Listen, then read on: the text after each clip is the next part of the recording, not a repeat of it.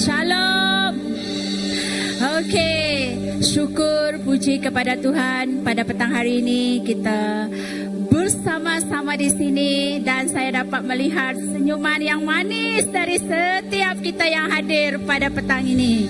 Okey, saya mahu mulakan ibadah kita pada petang hari ini dengan firman Tuhan 1 Korintus 15 ayat 57. Tetapi syukur kepada Allah yang telah memberikan kepada kita kemenangan oleh Yesus Kristus Tuhan kita. Berikan kemuliaan kepada Tuhan kita pada petang hari ini. Okey, marilah kita sama bangkit berdiri. Kita bersatu di dalam doa menyerahkan ibadah kita petang hari ini kepada Tuhan kita. Tuhan yang setia, kami mengucap syukur kerana kemenangan yang Engkau sediakan melalui Yesus Kristus. Pada sesi petang ini kami menyerahkan masa ini sepenuhnya ke tangan-Mu. Buka hati dan fikiran kami untuk menerima firman-Mu, supaya kami dikuatkan, diteguhkan, dan hidup di dalam kemenangan bersama-sama dengan-Mu. Kerinduan kami Bapa, bersekutu dengan-Mu. Kerinduan kami Bapa, diam di dalam hadirat-Mu. Kami menyerahkan pujian dan sembah kami pada petang hari ini ke tangan-Mu. Kami tahu Tuhan, Engkau hadir di sini bersama-sama dengan kami. Dan kami dapat merasakan kasih Engkau yang luar biasa. Terima kasih Tuhan. Kami menyerahkan doa ini di dalam nama Tuhan Yesus Kristus. Kami semua katakan, amin.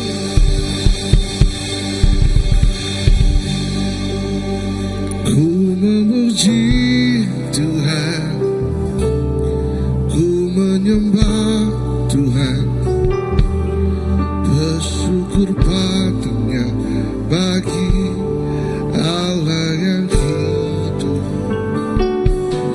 karena anugerahnya dan perbuatannya, gelora sukacita di hati ini. Let's do it one more time. Ku memuji Tuhan, ku menyembah Tuhan, bersyukur padanya bagi Allah yang hidup, karena anugerahnya dan perbuatannya, gelora sukacita, gelora sukacita, gelora sukacita di hati ini. Na na na na na na na na na na na na. Na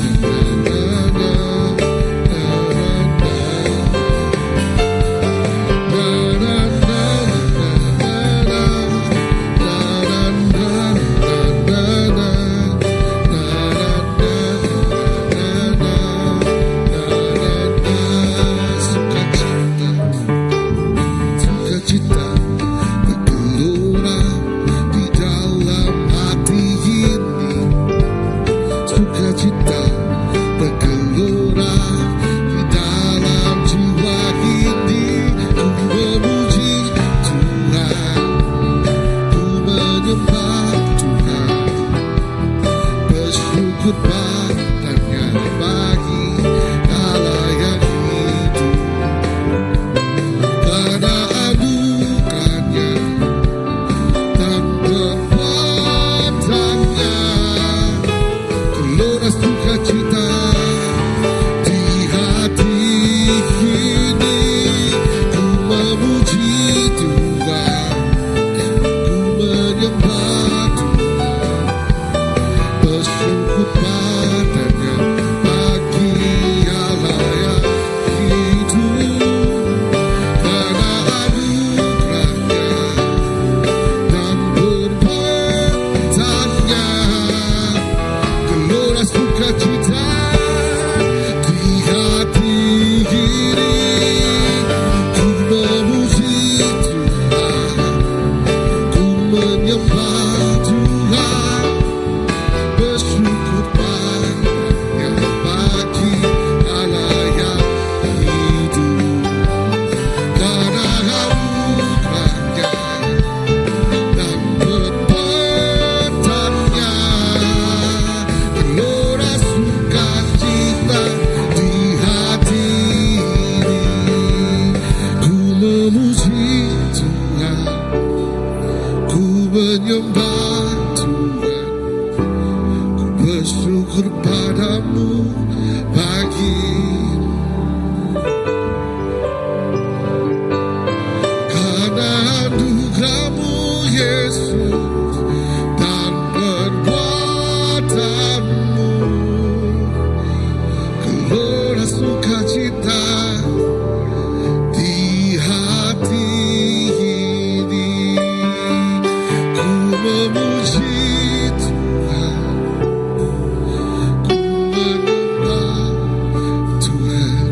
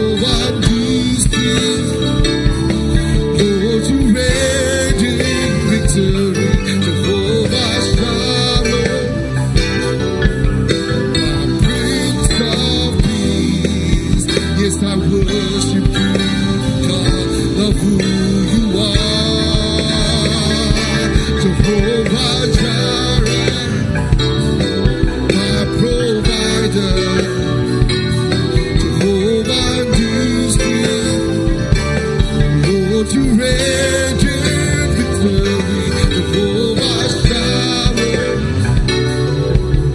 my Prince of Peace. Yes, I worship you because of who you are.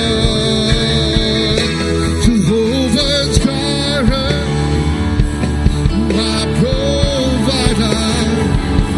Jehovah Nissi, Lord, you reign in victory. Jehovah Shalom, my Prince of Peace. Yes, I worship you because of who you are. Jehovah Jireh, my provider. Jehovah Nissi, Lord, you reign in victory. Jehovah Shalom, my Prince of Peace, and I worship you because of who you are. Jehovah Jireh, my provider. Jehovah Nissi, Lord, you reign in victory. Jehovah, Prince of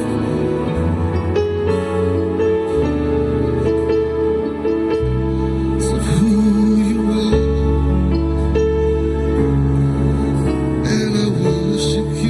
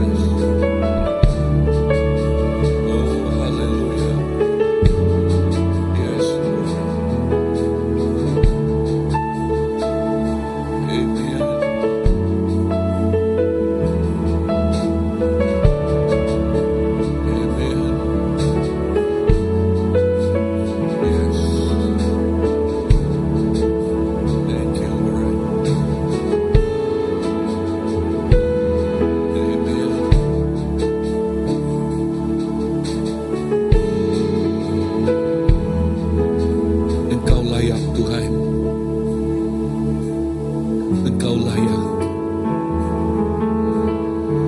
Engkau layak ditinggikan. Engkau layak diagungkan. Engkaulah Raja yang mulia. Oh, Engkaulah Raja yang mulia. Kudus, kudus, kuduskan nama-Mu Tuhan. Mulia, mulia, muliakan nama-Mu Bapa. Setiap lidah memuliakan nama-Mu. Setiap lidah mengagungkan nama-Mu. Setiap lidah meninggikan nama-Mu. Sebab Engkau layak. Setiap lutut akan bertelut. Setiap lutut akan bertelut. Oh, bertelut menyembah Engkau dan mengakui Engkau ialah Raja dari atas segala raja. Mengakui Engkau ialah Tuhan dari atas segala Tuhan. Yesus, Engkau layak. Engkau tidak ada tandingannya Tuhan, tidak ada bandingannya. Engkaulah Maha Kudus. Engkaulah Maha Agung. Haleluya. Thank you, Lord.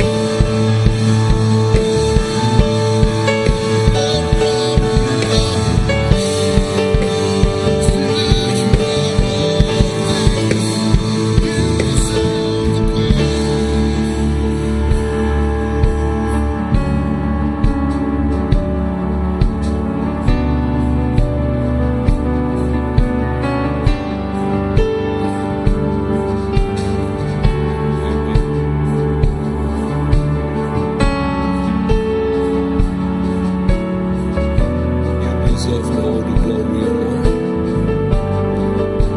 Engkau layak Tuhan menerima segala kemuliaan. Engkau layak Tuhan menerima segala yes kemuliaan, mahkota.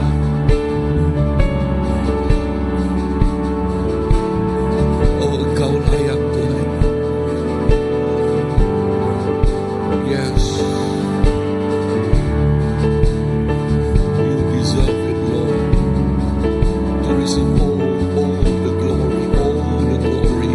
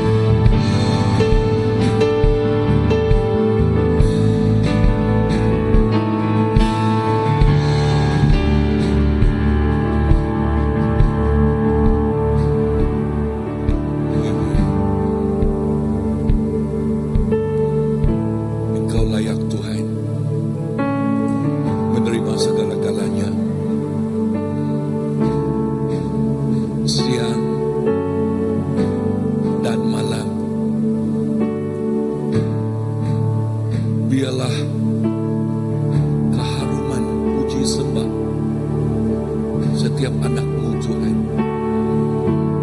akan terus diberikan kepada Engkau Bapa, sebab Engkau layak. Sebab Engkau layak. Terima kasih Bapa. Di dalam hadirat Tuhan kita memberikan persembahan kita. Dia layak menerima segala-galanya, layak menerima yang terbaik daripada kita.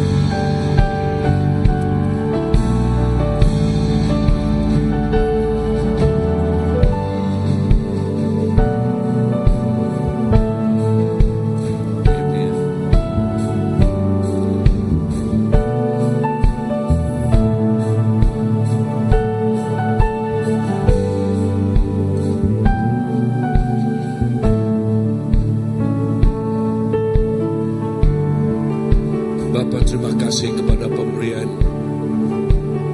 dan persembahan ini. Dan saya berdoa agar Engkau memberkatinya dengan berkelimpahan. Engkau memberkatinya Tuhan dengan berlebihan untuk memuliakan dan meninggikan nama-Mu. Bapa, Engkau layak. Yesus, Engkau layak. Roh Kudus, Engkau layak. Bapa, terima kasih kepada hadirat-Mu di sini. We are so thankful for your presence. Nothing like your presence, O Lord. Nothing like your presence. Thank you, Father. Terima kasih Tuhan. Haleluya. Di dalam nama Yesus kami sudah berdoa. Amen, amen, amen. Wow, terima kasih.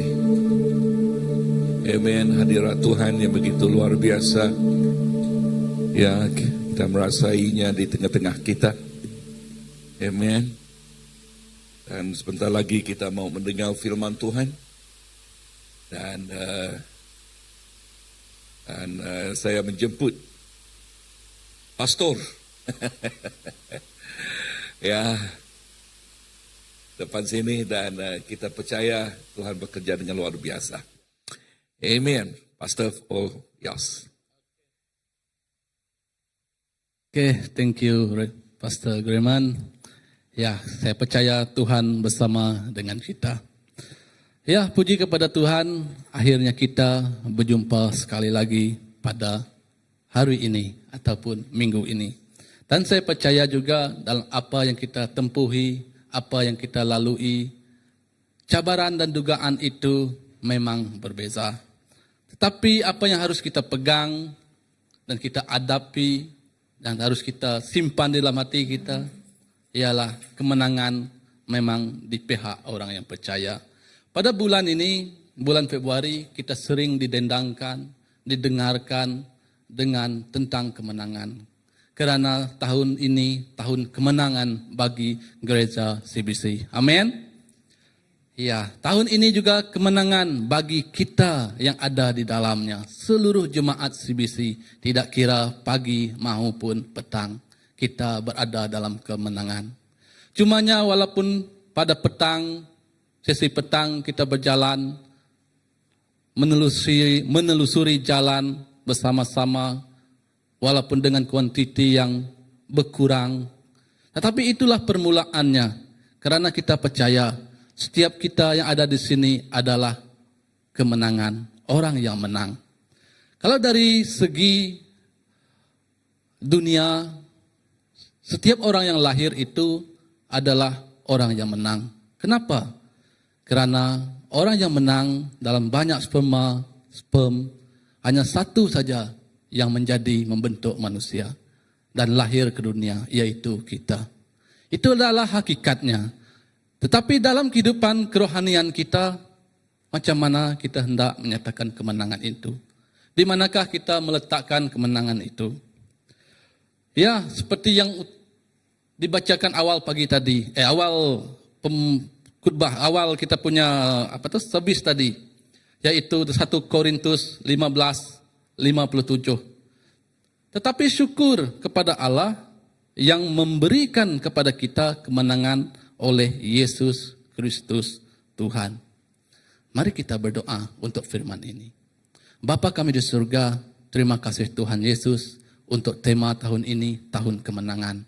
Kami percaya Tuhan, kami hidup dalam kemenangan. Kami menikmati kemenangan. Dan dengan kemenangan itu Bapa, kami dapat melihat mujizat demi mujizat terus terjadi di dalam kehidupan kami, lewat kehidupan kami, keluarga kami, oh Tuhan, community kami, gereja kami, bangsa kami, dan seluruh bumi ini Tuhan akan melihat, merasai, oh Tuhan, kemenangan yang Engkau janjikan, yang Engkau berikan kepada semua kami. Tuhan, biarlah firman-Mu ini Tuhan, hamba-Mu yang lemah ini Bapa, Engkau mengurapi aku Tuhan dengan firman-Mu, dengan Tuhan, kebijaksanaan-Mu Bapa, supaya firman-Mu yang aku kongsikan pada petang hari ini Bapa, hidup di dalam setiap hati kami di sini Tuhan. Dan biarlah firman-Mu yang didengarkan ini juga Tuhan, kami dapat hidupkan dalam aktiviti seharian kami Bapa. Terima kasih Tuhan Yesus. Di dalam nama anak-Mu Tuhan, Yesus Kristus Juru Selamat kami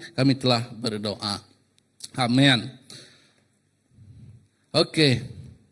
Tahun 2026 diisytiharkan sebagai tahun kemenangan, bukan berdasarkan keadaan dunia, tetapi berdasarkan karya Kristus. Kenapa karya Kristus? Sebagai orang yang percaya, karya Kristus yang mati di kayu salib, itulah keselamatan, kemenangan sejati kepada kita.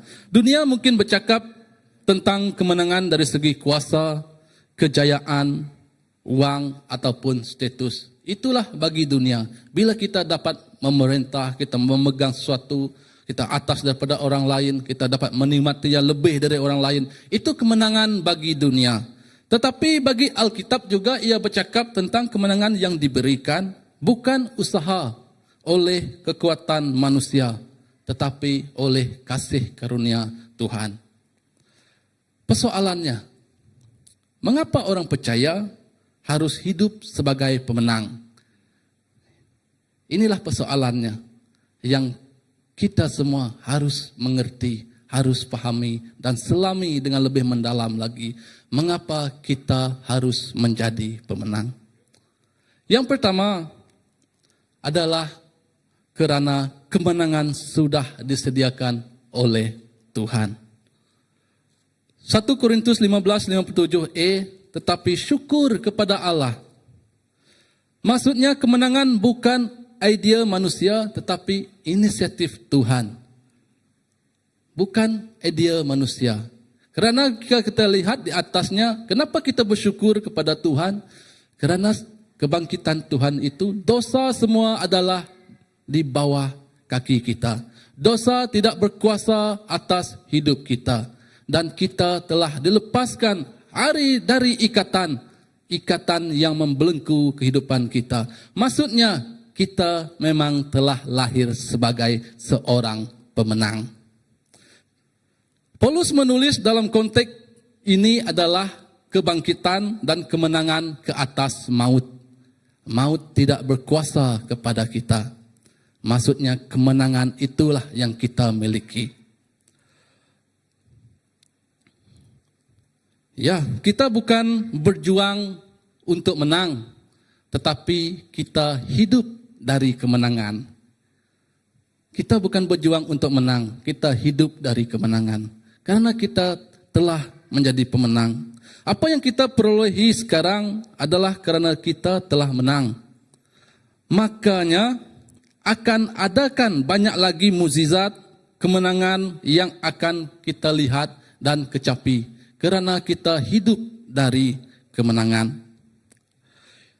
Ini bermakna juga kita bersyukur kepada Allah. Itulah sebabnya kita bersyukur kepada Allah. Karena kita diberikan kemenangan. Contohnya, dalam hidup kesukaran kita, seperti kehilangan pekerjaan ataupun masalah keuangan. Dan beberapa tahun yang lalu, 2020 ataupun 2019, COVID melanda. Banyak kehidupan yang dirampas, banyak nyawa yang melayang, banyak yang berputus asa. Ramai hidup yang tidak stabil, dipenuhi dengan pelbagai tekanan, dipenuhi dengan pelbagai cabaran, sama ada dari fikiran, dari keuangan, dari kehidupan yang terlampau mendesak. Tetapi adakah kita sebagai orang yang percaya, respon iman kita? Adakah kita menyatakan sebagai orang percaya, Tuhan, aku tidak mengerti apa ini terjadi, tetapi aku percaya Engkau setia. Maksudnya dalam setiap apa yang kita tempuhi dan hadapi, tidak ada seorang pun kita mengerti mengapa itu semua terjadi. Apa yang harus kita mengerti adalah kita percaya kepada Tuhan seorang saja. Dengan ini kita bertumbuh di dalam iman, di mana kita tidak menyangkal kesakitan, tidak menyerah kepada keputusasaan, dan terus berdoa supaya berusaha dan berharap. Iman bukan meniadakan masalah, tetapi mempercayakan masalah kepada Kristus. Ini bermakna percaya kepada Kristus dan menyerahkan masalah itu kepadanya. Itulah konsep asasnya. Yang kedua adalah dosa dalam kegagalan. Kadang-kadang kita jatuh dalam dosa yang berulang, yang sentiasa dosa yang sama. Walaupun hakikatnya kita cuba untuk memperbaharui, coba untuk tidak berbuat dosa yang sama. Tetapi akhirnya kita tewas. Respon iman yang harus kita lakukan kepada Tuhan adalah, aku datang kepadamu Bapa, bukan kerana aku layak, tetapi kerana Engkau penuh rahmat. Yang ini kita harus mengaku dosa dengan jujur, menerima pengampunan Kristus, bangkit kembali, berjalan dalam ketaatan. Kerana mengimani Kristus ialah percaya bahwa salib lebih besar daripada kegagalan kita. Tetapi bukan bermaksud kita terus berbuat dosa kerana ada kelemahan disediakan untuk kita.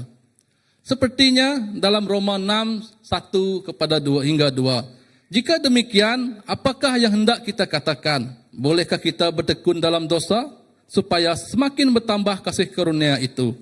Sekali-kali tidak, kata Rasul Paul. Sekali-kali tidak. Bukankah kita telah mati bagi dosa? Bagaimana kita masih hidup di dalamnya? Bila Yesus datang ke dunia dan kita menerima Yesus sebagai juru selamat kita, ini bermakna dosa tidak berkuasa atas kita. Maut tidak berkuasa atas kita. Kerana Tuhan itu telah mendahului kita. Tuhan itu ada dalam hati kita. Tuhan itu ada dalam kehidupan kita. Ya, ini poin kedua. Kerana kemenangan itu datang melalui Kristus Yesus, bukan diri sendiri.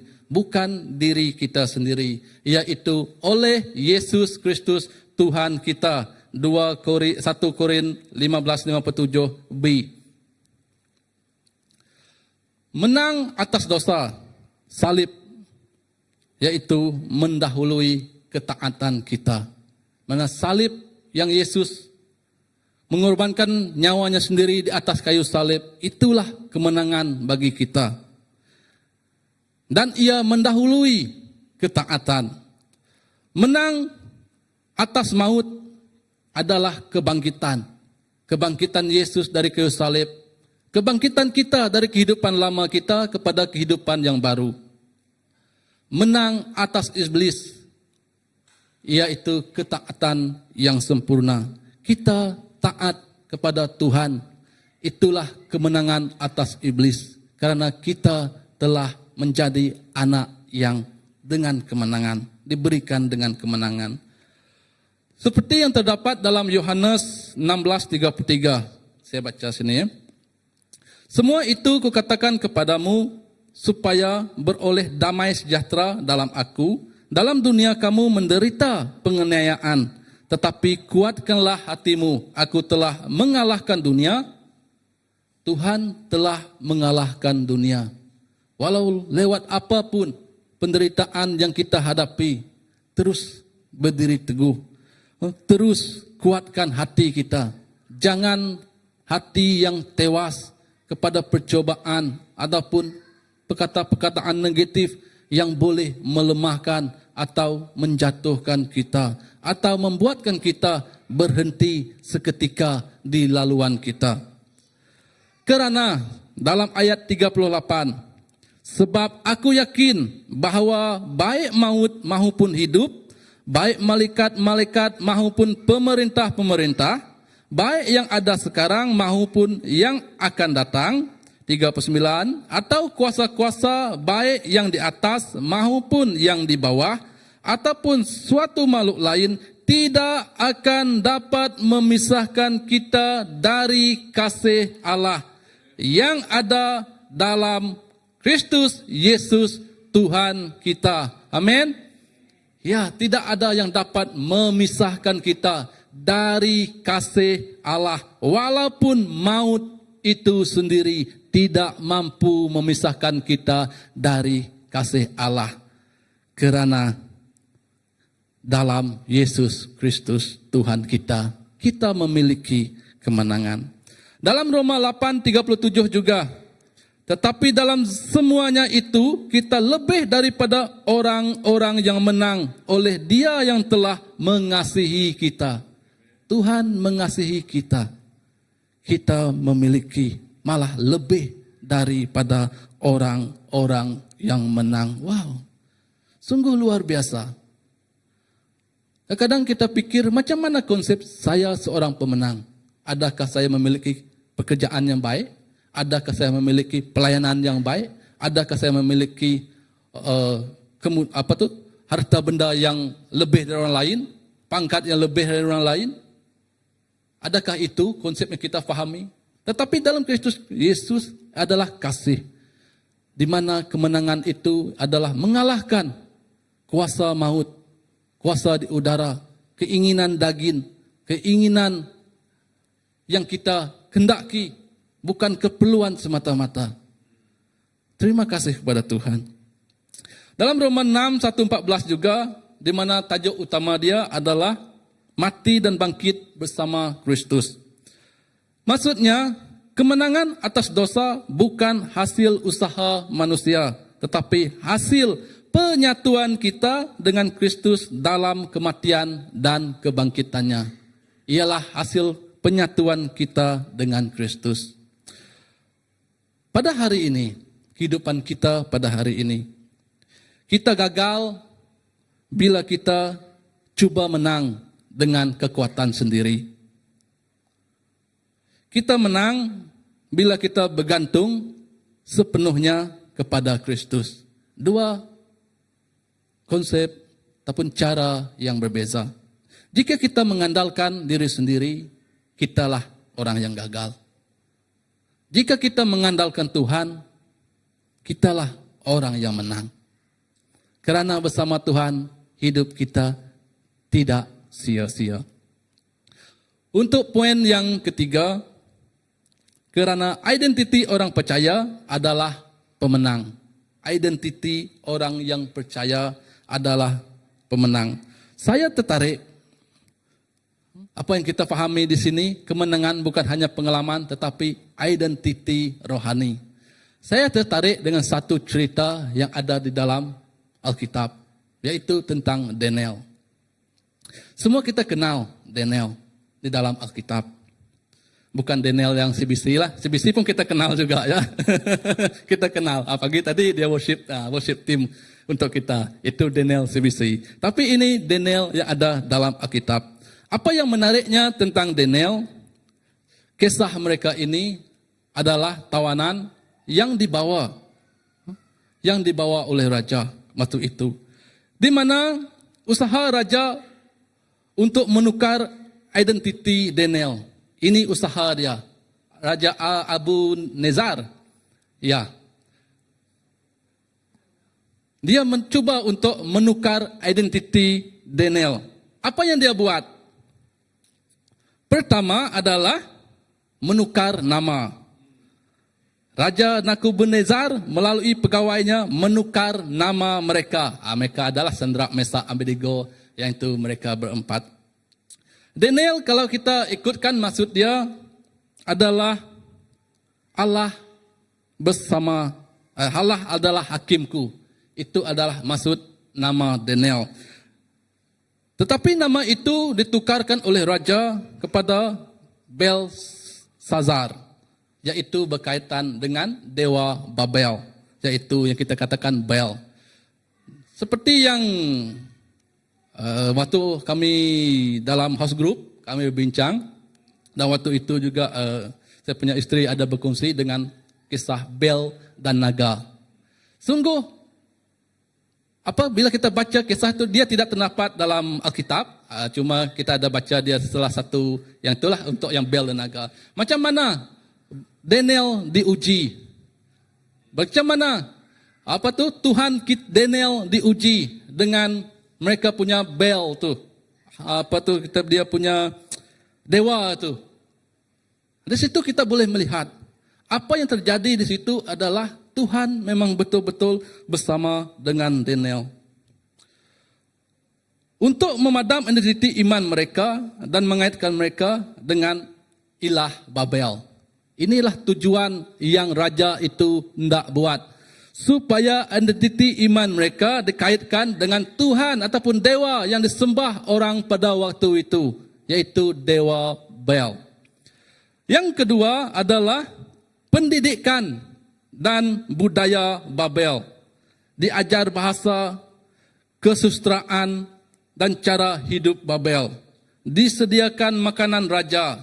Tetapi dalam Daniel 1:15, ya cerita di sini, dan raja menetapkan bagi mereka makanan ataupun pelabur setiap hari dari santapan raja, dari anggur yang biasa diminumnya mereka harus dididik selama 3 tahun, dan sesudah itu mereka harus bekerja kepada raja. Ini makanan. Tapi apa yang Daniel lakukan? Daniel menolak perubahan identiti rohani. Walaupun namanya ditukar, Daniel tetap berpegang pada identiti rohaninya yang ia pegang sebelum ini. Di dalam Daniel 1:18, Daniel bertekad dalam hatinya untuk tidak menajiskan dirinya. Daniel berketetapan untuk tidak menajiskan dirinya dengan santapan raja dan dengan anggur yang biasa diminum raja. Dimintanyalah kepada pemimpin pegawai istana itu supaya tidak usah menajiskan dirinya. Itu yang Daniel lakukan. Identitinya. Identiti kita adalah identiti seorang pemenang. Kita tahu apa yang kita pegang, apa yang kita mengerti, apa yang kita miliki, dan kita kenal siapa Tuhan Allah kita. Tuhan itulah yang akan dilihat, ditampakkan dalam kehidupan kita kepada orang lain. Apa yang Daniel nikmati? Kemenangan identiti sejati. Allah meninggikan Daniel, walaupun raja-raja bertukar, Daniel tetap setia. Sehingga Allah dimuliakan melalui hidupnya. Ya, dalam Daniel 6:26, aku mengeluarkan titah supaya seluruh wilayah kekuasaan kerajaanku orang harus gentar dan takut kepada Allah yang disembah Daniel. Kerana dialah Allah yang hidup dan yang tetap selama-lamanya. Kerajaannya tidak akan binasa dan kekuasaannya sampai selama-lamanya. Inilah yang Raja sendiri katakan kepada seluruh umatnya bahawa Allah Daniel lah yang harus disembah, harus ditakuti semua mereka. Hakikatnya dalam kehidupan Daniel, seperti yang kita tahu, walaupun Raja menukar nama, tetapi Tuhan mengekalkan identiti. Walaupun sistem cuba membentuk Daniel, tetapi Daniel memilih taat. Walaupun nama Daniel diubah, tetapi iman Daniel tidak berubah. Kerana kita bukan orang yang sentiasa kalah. Kita bukan orang yang terikat dengan masa lalu. Kadang apa yang terjadi masa lalu itu hanya akan melambatkan perjalanan kita. Itu hanya akan menjadikan kita orang yang kalah. Bukan kalah dengan peperangan yang ada di sekeliling kita, tetapi kalah dengan peperangan pribadi kita. Seperti yang minggu lepas, apa yang saya fahami. Kita hidup dengan bayang-bayang kita sendiri. Bayang-bayang orang lain tidak akan dapat mengikuti kemana sahaja kita pergi, melainkan bayang-bayang kita sendiri. Tidak akan dapat dipisahkan bayang-bayang daripada kehidupan kita. Jadi, sekiranya kita terus dihantui dan dihantui dan dihantui dengan bayang sendiri, kita tidak akan dapat maju untuk berjalan ke hadapan. Tetapi dalam kehidupan kita, orang yang percaya adalah pemenang. Kita adalah anak Allah. Kita adalah orang yang telah ditebus. Ditebus oleh darah Yesus yang mengalir di kayu regang, di kayu salib. Kayu regang, Ustaz. Ya, di kayu salib. Ini bermakna kemenangan memang sudah diberikan kepada kita. Dan kita adalah orang yang diberi kemenangan itu. Kitalah pemiliknya. Tiada makhluk lain di dunia ini, tetapi kita. Kita yang tahu kebenarannya, kitalah yang memiliki kemenangan itu. Kitalah yang memiliki kuasa itu. Dan kitalah yang memiliki semuanya yang Tuhan janjikan dalam kehidupan kita. Ya, 2 Korintus 2:14. Tetapi syukur bagi Allah dalam Kristus Yesus selalu membawa kami ke jalan kemenangannya. Jadi itulah sekiranya kita terus berpegang di dalam Tuhan. Cara kita melihat diri menentukan cara kita hidup. Orang yang tahu identitinya sebagai pemenang tidak akan hidup dalam dosa dan keputusasaan. Orang yang mengerti hidupnya dalam pemenang tidak akan hidup dalam dosa dan keputusasaan. Saya ada satu kisah berkaitan dengan identiti. Di mana si anak ini lahir bukan warga negara. Bila bukan warga negara, si ayah telah berpisah dengan ibu dah pergi ke tempat asal dia, negara asal dia. Dan anak tinggal bersama bapa. Bapa bekerja, anak bertinggal sama datuk. Membesar bersama datuk. Apa yang bapa ini lakukan apabila dia bekerja? Saya bercakap sendiri dengan dia. Kenapa ini terjadi? Anak dia, ya, orang kita Kristen. Tetapi pergi ke sebelah. Kenapa? Pada dia, saya sudah jumpa dengan semua. Kalau hendak tukar warga negara, bayar mahal, dia kata. Tetapi bila saya jumpa dengan jabatan ini, mereka kata, mereka boleh tolong. Tapi satu syarat. Syarat dia berpindah. Masuk. Menyelam ke dalam dasar. Sehingga tidak timbul. Itu sendiri yang bapa dia cakap kepada saya. Wow, kenapa ini harus terjadi? Sedangkan dia sendiri itu yang telah berjumpa dengan jodohnya yang di tempat kerjanya. Jodoh itu memang dia sendiri yang berkeinginan. Lepas itu dia bawa anak-anaknya sekali. Adakah ini yang kita kenalkan sebagai identiti yang tetap di dalam Tuhan? Ataupun adakah ini yang kita katakan identiti siapa diri kita? Hanya dunia, kerana duit, kerana apa yang kita nak itu mampu merubah pendirian dan keputusan kita. Ada lagi kes yang terjadi. Kerana salah laku, pengurusan keuangan salah laku, untuk menutup segalanya, sanggup menjual agama. Kerana ada janji untuk membantunya. Banyak kita menjual agama kita, identiti kita. Kenapa? Kerana kita tidak tahu identiti kita sebagai seorang pemenang. Seperti Daniel, dia tahu identiti dia sebagai seorang pemenang. Sekiranya kita tahu identiti kita sebagai seorang pemenang, tidak ada satu pun kuasa di dunia ini ataupun manusia yang ada mampu merubah pendirian kita, mampu merubah ketaatan kita, malah tiada yang mampu menghalang kita maju ke hadapan.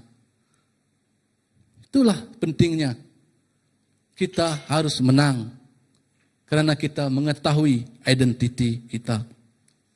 Ya, poin yang keempat. Kerana kita dipanggil untuk menang dalam kehidupan seharian kita. Ya, yang ini lagi mencabar kehidupan seharian kita. Di mana kemenangan bukan hanya di akhir zaman. Kita selalu bercakap kemenangan di selepas kita mati. Itu kemenangan di atas maut. Ada satu lagi kehidupan yang memberi kehidupan yang baru kepada kita. Surga. Itu kemenangan di hujung zaman. Di akhir zaman. Tetapi ia adalah menang atas dosa harian.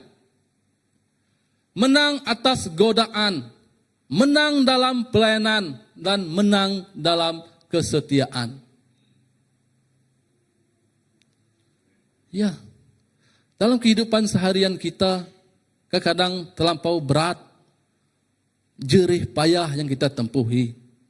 Walaupun dalam pekerjaan kita. Dalam kehidupan sendirian kita, dalam kita berjalan, kita banyak bebanan yang perlu kita tanggung. Tetapi adakah kita perlu tewas dengan semua itu? Tidak. Seperti yang Pastor Philip katakan pagi tadi. Yang pastor itu berkongsi dengannya 1 jam untuk dia berdoa. Itu peperangan. Peperangan untuk melawan apa yang ada di dalam pikirannya. Saya sendiri pun selalu merasa seperti ini. Waktu saya berdoa, bila kita berdoa, kita cuba fokus. Bila kita fokus, banyak. Oh, ni datang, yang kita tak pernah fikir, datang. Kadang kita tidak tahu. Bila buka mata, dia hilang. Bila pejam kadang dia tak ada lagi. Jadi peperangan itu terus berlaku. Sekiranya kita terus dihantui oleh kisah-kisah silam ataupun benda yang di sekeliling kita ataupun banyak lagi permasalahan dunia ini. Kita juga tidak akan mampu untuk terus berjalan ke hadapan. Godaan juga. Dalam godaan, isteri saya selalu maklumkan kepada saya. Dia kata macam ni. Okey. Jangan beri peluang untuk iblis di tengah-tengah. Kalau mau makan tengah hari itu, jangan makan dengan perempuan lain lah, berdua-duaan, mesti ada geng lain. Kalau kita makan walaupun kawan sepejabat, jangan. Karena di tengah-tengah itu ada satu titik hitam yang boleh untuk iblis masuk. Jadi jangan beri peluang kepada iblis. Itu yang dia pesan kepada saya. Ya, saya mengerti. Hakikat mungkin kita bilang, oh ini cemburu nih. Tapi kita berpikir seperti itu. Sebenarnya tidak. Bila saya pikir dengan lebih mendalam, memang betul. Ramai yang terjerumus karena perkara ini mereka lakukan. Karena mereka tidak tetap. Memang sekali dua kita boleh tepis. Tetapi godaan terus datang, terus datang, terus datang, terus datang. Dan membuat hidup kita hanyut. Di hujung usia, anak sudah besar, sudah tinggi, sudah berkarya, sudah bekerja.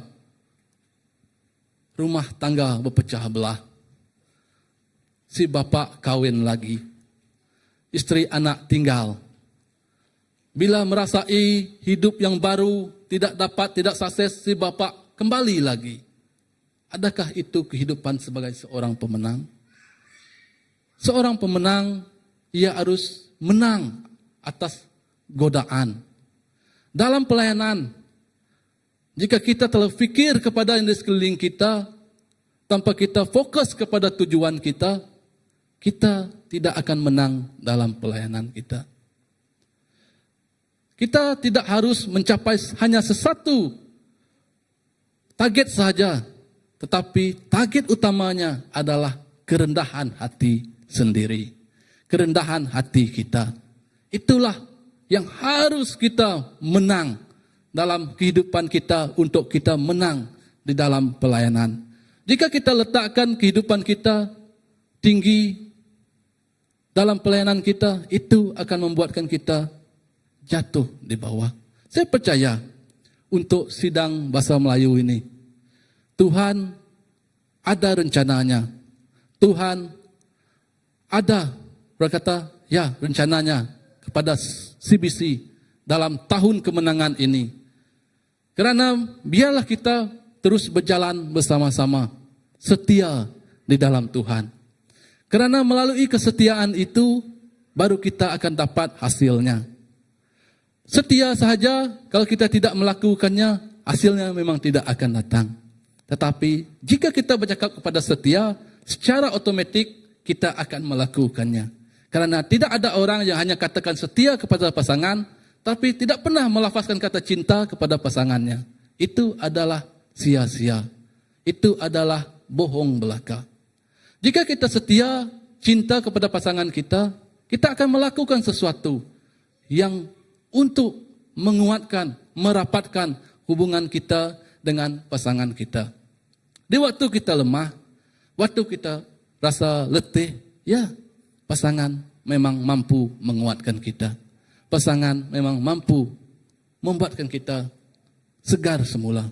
Kadang-kadang saya dengan istri, saya lebih suka dia istri saya, dia kawan saya, dia teman saya, dialah yang saya lebih suka dan senang untuk berbicara. Dalam setiap permasalahan yang saya lakukan, yang dia hadapi, kami selalu berkongsi cerita. Saya lebih suka lagi berkongsi karena saya percaya istri saya. Bukan saya tidak percayakan orang lain, tetapi istri saya, itulah, dialah yang utama. Bukan utama maksud saya kita letakkan di hadapan Tuhan, tidak. Tapi Tuhan di hadapan, Tuhan membimbing dia bersama-sama dengan saya untuk terus membentuk keluarga yang bahagia. Memang betul, dalam rumah tangga tidak ada yang indah-indah belaka seperti yang kita waktu-waktu mungkin bercinta, orang zaman-zaman dulu bercinta, bahasa kiasan dia banyak sangat. Kadang lautan api sanggup ku renangi. Ini kena sikit lecur sudah lari sudah. Itu itu zaman dulu. Zaman dulu kita bercinta tidak ada guna SMS, kita bercinta guna surat. Surat ditulis, bahasa karyanya berbunga-bunga, indah-indah belaka. Tiada yang orang kata tuh yang apa kata, yang macam sekarang lah. Orang sekarang dia jujur saja. Dia kata, dia cakap-cakap saja. Dan dulu kita banyak guna bahasa yang yalah kiasan. yang menunjukkan macam mana kita hendak menyampaikan rasa cinta kita itu kepada orang yang kita sayangi. Begitulah kita kepada Tuhan. Walau apapun bahasa yang kita guna, walau secantik manapun bahasa yang kita guna, ia akan tetap sampai kepada Tuhan. Kadang-kadang selalu orang kata, ada, tak apa. Kita berdoa simpel saja. Macam mana berdoa, Tuhan faham. Memang betul. Untuk pertama kalinya, Tuhan memang faham. Kedua kalinya, Tuhan memang faham. Tetapi yang berubah adalah diri kita sendiri. Kerana apa? Berubah dari apa? Kerana kita baru belajar berdoa, memang kita simple. Makin lama kita makin pandai berdoa, makin lama kita makin pandai berdoa, makin lama kita makin pandai berdoa. Adakah kita akan berdoa simple lagi? Tidak. Karena kita telah tahu. Karena kita telah mengerti. Karena kita tahu berbicaraan kita dengan Tuhan. Coba kita fikir, berdoa bersama Tuhan 1 jam. Masa kalau kita pikir lama, panjang 1 jam. Tapi mengapa kita mampu lakukan? Ya, dari yang pertama tadi, simple. Bila kita makin mendalami, itulah membuatkan hubungan yang rapat. Kita bersama Tuhan, kita tak ada lagi istilah simple dia. Pemulaan memang seperti itu. Jadi untuk orang yang menang adalah tidak mudah menyerah. Yang kedua, tidak hidup sambil lewa. Yang ketiga, setia walaupun tidak dilihat orang. Kerana orang yang menang harus memiliki hati yang jujur, hati yang rendah, hati yang betul-betul ingin dan tidak mudah menyerah di dalam apa yang ia tempuhi, apa yang lalu ataupun yang datang dari hadapan, kiri, kanan, depan, belakang, ia tidak akan mudah menyerah. Jika kita berserah, bagus. Kita berserah kepada Tuhan. Maksudnya Tuhan itu sentiasa bersama kita. Dan kita masih ingat Tuhan itu ada bersama kita. Tetapi sekira kita menyerah, maksudnya game over, kalah. Itulah maksudnya. Dan dalam perbuatan, pelayanan apa semua, kita tidak perlu ambil sikap sambil lewa. Dan setia walaupun tidak dilihat orang. Maksudnya pekerjaan, perbuatan yang kita buat, yaitu bukan hanya untuk show off saja. Tetapi untuk kita betul-betul menjadi sebuah hidup seperti cermin yang orang lihat, yang orang mampu ikuti, yang orang mampu, ya tengok Tuhan itu ada di dalam diri kita. Yang terakhir, poin yang terakhir, adalah kerana kemenangan kita memuliakan Allah. Tujuan akhir kemenangan bukan nama kita, tetapi kemuliaan Allah. Kemenangan adalah untuk kemuliaan Allah. Bila gereja hidup sebagai pemenang, dunia akan melihat Kristus. Amin. Bila gereja hidup sebagai pemenang, nama Tuhan ditinggikan. Ya, bukan hanya lewat kehidupan kita, tapi lewat gereja kita. Makin berkembang, makin membesar, semakin membesar, kemenangan ditunjukkan kepada kita. Kadang-kadang pemikiran seseorang itu, pandangan seseorang itu banyak perbezaannya. Ada yang lebih suka, saya lebih suka gereja kecil. Ada yang lebih suka, kalau besar saya lebih suka. Tapi semua itu adalah rencana Tuhan, adalah berbeza-beza lewat kehidupan masing-masing. Rencana Tuhan adalah berbeza untuk mengangkatkan kehidupan orang lain untuk lebih lagi rapat bersamanya. Itulah nama Tuhan terus ditinggikan dalam kehidupan kita. Dalam Wahyu 12:11, dan mereka mengalahkan dia oleh darah anak domba dan oleh perkataan kesaksian mereka. Mereka mengalahkan dosa dengan darah anak domba. Kematian Yesus Kristus di kayu salib, kita menang di atas dosa. Kita menang atas kuasa-kuasa dunia, kuasa-kuasa kegelapan. Kita menang atas semuanya. Oleh perkataan dan kesaksian kita, itulah yang memberikan kehidupan dan damai kepada orang lain. Itulah yang memberikan kepercayaan orang terhadap Allah yang kita sembah itu. Orang akan turut menyembah Allah yang kita sembah itu. Kemenangan kita adalah menjadi satu kesaksian yang hidup. Tahun 2026 harus menjadi di mana hidup kita memuliakan Tuhan melalui kemenangan yang nyata. Kemenangan yang nyata. Ya, seperti yang saya kata, bila kita cakap tentang yang nyata ini. Saya kata, dekat, ya Allah, memang selalu bercerita dengan istri saya. Coba kamu pikir, yang nyata. Kalau Tuhan dalam mimpi, mimpi pun memang nyata. Mimpi kita bersama Tuhan memang nyata. Contohnya, Brother Joseph. Dia tidur dalam mimpi, mimpi dalam mimpi. Tuhan datang kepadanya, melewatinya. Dan bila dia rasa dia kesembuhan dalam mimpi, dia bangun. Kenyataan betul terjadi, ia disembuhkan. Amin. Maksudnya, mimpi pun jadi nyata kalau di dalam Tuhan. Jika Tuhan itu hadir. Tiada yang mustahil. Tiada yang tidak mampu menjadi nyata. Yang di luar pemikiran kita, di luar pemahaman kita, itulah yang akan kita miliki. Itulah yang akan menjadi asas kepada kita tetap setia bersama Yesus. Ya, penutupnya, seperti yang kita tahu tadi, mengapa kita harus menjadi pemenang, yaitu yang pertama tadi adalah karena kemenangan datang dari Allah. Kedua, karena Yesus sudah menang. Ketiga, karena itu identiti kita. Identiti kita, identiti pemenang. Ingat, identiti kita, identiti pemenang. Kita bukan orang yang mudah ataupun tak akan ditewaskan karena kita identiti pemenang. Yang keempat, karena kita dipanggil hidup dalam kemenangan. Dan kelima, karena kemenangan itu mampu memuliakan Tuhan. Tahun 2026 bukan sekadar slogan tahun kemenangan, tetapi satu panggilan hidup sebagai pemenang di dalam Kristus. Ya, untuk mengakhirinya, mari kita buka kepada 1 Yohanes 5 ayat 1 hingga 5. Untuk mengakhirinya pada petang hari ini, mari kita membaca 1 Yohanes 5 ayat 1 hingga 5. Ia berbunyi seperti ini, firman Tuhan. Setiap orang yang percaya bahwa Yesus adalah Kristus, lahir dari Allah, dan setiap orang yang mengasihi Dia, yang melahirkan, mengasihi juga Dia yang lahir daripadanya. Inilah tandanya bahwa kita mengasihi anak-anak Allah, yaitu apabila kita mengasihi Allah serta melakukan perintah-perintahnya.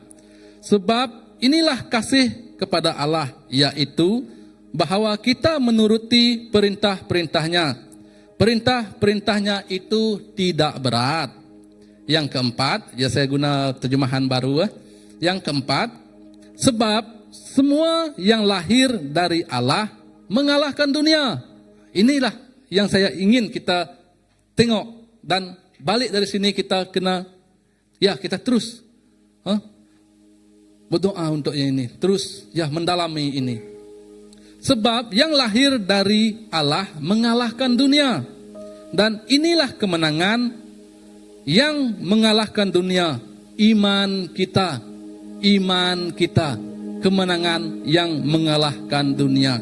Siapakah yang mengalahkan dunia? Selain daripada dia yang percaya bahwa Yesus adalah anak Allah. Hanya orang yang percaya, yang menurut kehendak Allah, adalah pemenang yang sejati sehingga akhir hayatnya.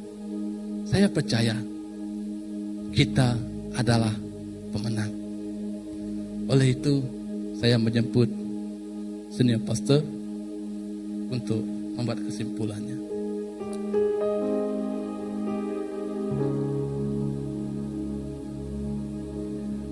Terima kasih Pastor Nilo, mari kita berdiri ya.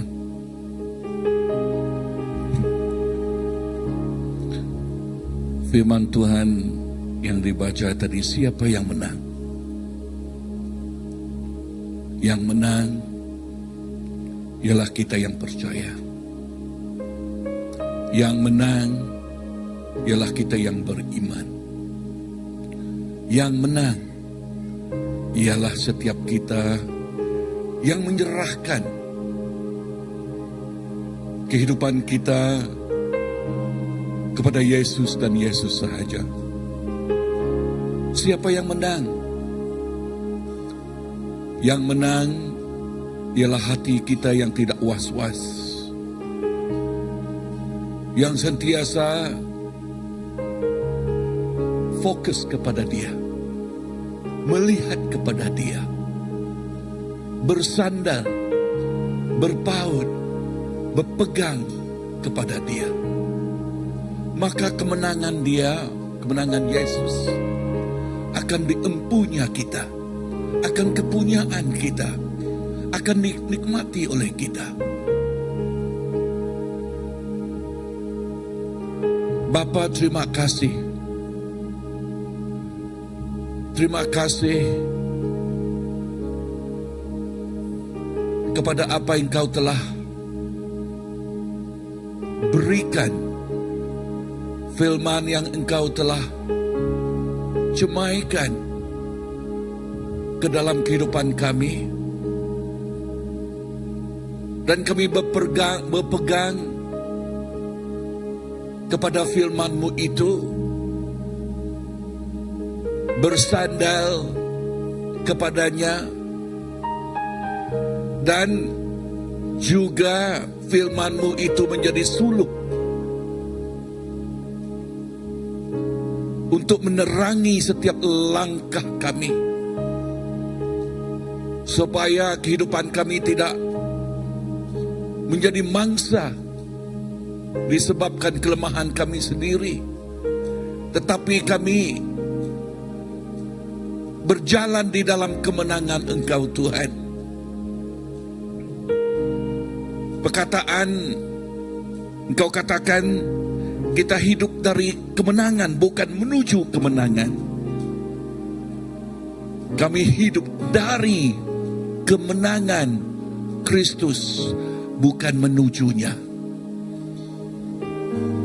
Bermaksud kemenangan itu sudah dengan kami, bersama dengan kami, sentiasa mengikuti kami. Bapa, terima kasih kepada firman-Mu. No wonder your word says, Lord, if you know the truth will set you free. Bila engkau mengetahui kebenaran, maka kebenaran itu akan memerdekakan. Bapa, this is the truth, that everyone that have faith in you, they have victory. Setiap orang yang mempunyai iman, mereka mempunyai kemenangan. Sebab kami berjalan, dan sebab kami hidup dan berjalan dari kemenangan Engkau. Lord, we say thank you. Kami katakan terima kasih. Terima kasih.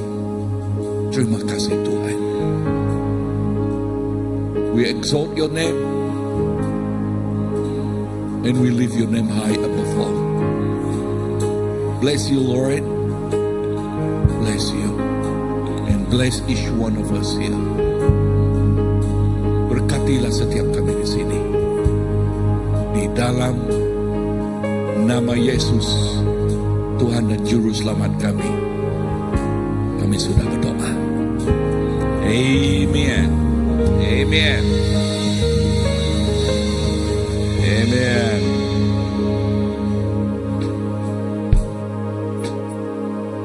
Terima kasih kepada Pastor Nela atas firman yang diberikan. Terima kasih Reverend. Okey. Baik, seterusnya kita akan teruskan ibadah kita dengan pengumuman pada minggu ini.